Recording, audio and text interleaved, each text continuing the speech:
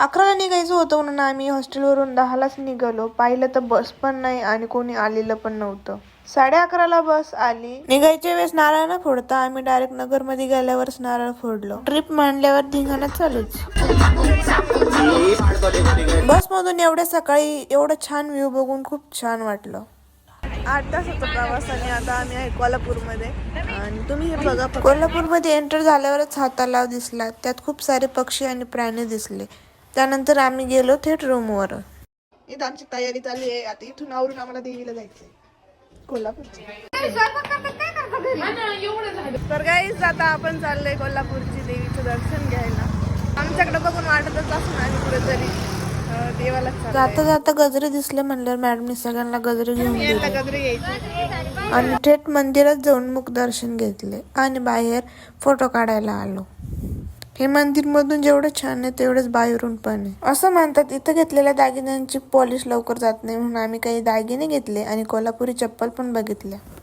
हे बघा ही स्थिती आहे. शटर बघा कसं नाश्ता करते. नाश्त्याचा टाइम किती आहे आमचा? सकाळची वाजतो पण आता 12-13 झाले. दर्शन झाल्यावर आम्ही थेट निघालो मालवणसाठी. तिथून लागणारा हा घाट खूपच भारी होता. मालवणमध्ये आल्यावर सगळ्यात आधी लागणारी गोष्ट होती आराम. रूम मध्ये आल्यावर येऊन लगेच पडलो. प्रवासाला कंटाळलेले या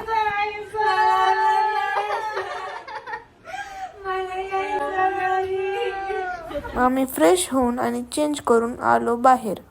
तर गाईस आता आम्ही चाललोय बीचवर. टाइम तर नाही बीचवर जायचा, पण मूड फ्रेश करण्यासाठी आता आम्ही ट्रिपवर चाललो. जाता जाता आम्हाला सरांनी चहासाठी बोलवलं. मग काय विकी भाऊने आम्हाला चहा दिला आणि आम्ही निघालो रस्त्याने गल्ल्या गल्ल्यात फिरत. आम्हाला तर तिथे गेल्याच खूप भूक लागली होती, म्हणून आम्ही कुरकुरे घेतले आणि रस्त्याने खात गेलो. परत तिथे गेल्यावर पाणीपुरी पण खाल्ली. बघायचा होता सनसेट, पण बीच शोधता शोधता संध्याकाळ झाली.